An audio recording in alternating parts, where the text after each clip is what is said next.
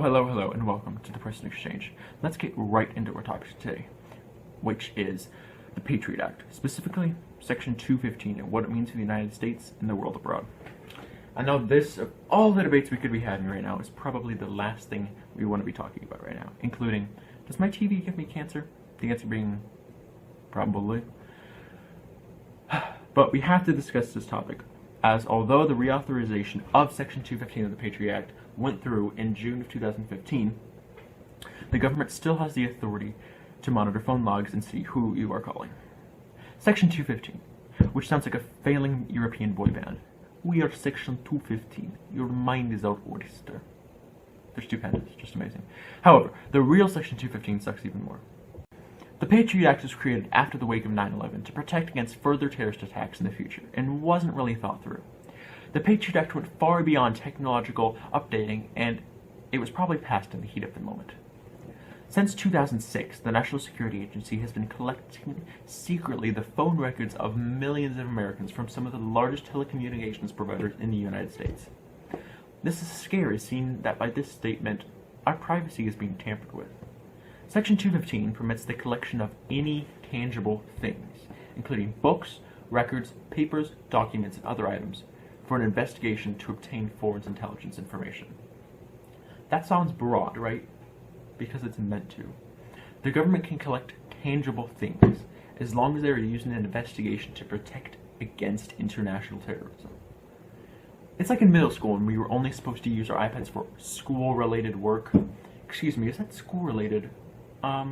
Playing Dream League is a learning tool for successfully conquering the game of soccer, which is the option to be a school-related activity. So I think I'm covered.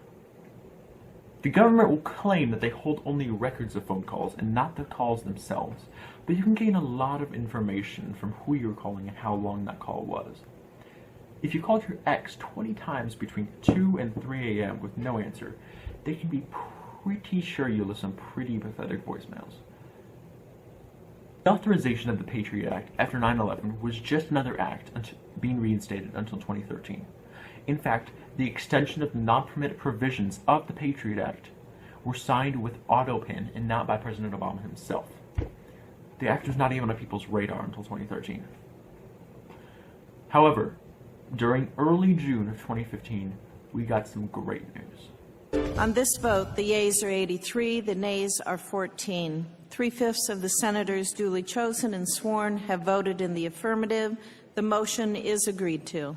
Congress approved sweeping changes Tuesday to surveillance laws enacted after the September 11th attacks, eliminating the National Security Agency's disputed bulk phone records collection program and replacing it with a more restrictive measure to keep the records in phone companies' hands. Yes, that's right. Parts of the Patriot Act and Section 215 were not renewed. Section 215 will be changed to stop the NSA from continuing its mass phone data collection program. Instead, phone companies will retain the data, and the NSA can obtain information about targeted individuals with permission from a federal court. However, some senators, such as Mr. McConnell, were not so happy with the passing of the USA Freedom Act. He said that the USA Freedom Act undermines American security by taking one more tool from warfighters at exactly the wrong time. This is a valid argument, seeing as though without the proper attention, a terrorist may slip through the cracks. But even when the Patriot Act was allowed to freely surveil Americans, FBI agents can't point to any major terrorism cases they've cracked thanks to the key snooping powers in the Patriot Act.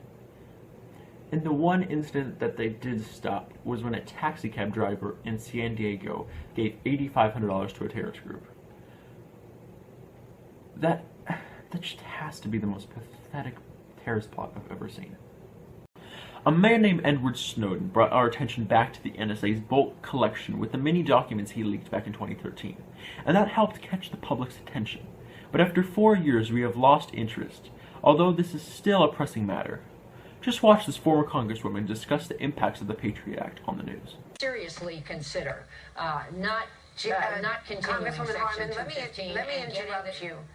Congresswoman, let me interrupt you just for a moment. We've got some breaking news out of Miami. Stand by, if you will.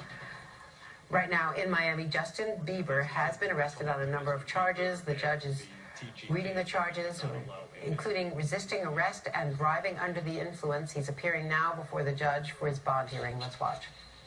It's really disheartening that Justin Bieber being arrested is a much more pressing matter than a conversation about our privacy. We as the public still need to be concerned about the effects that the Patriot Act can have on our society and what our privacy means to us. And if we don't, then we could be monitored by the government conducting our normal daily lives forever. Thank you everyone for coming to Preston Exchange, and I hope to see you next week. Good night.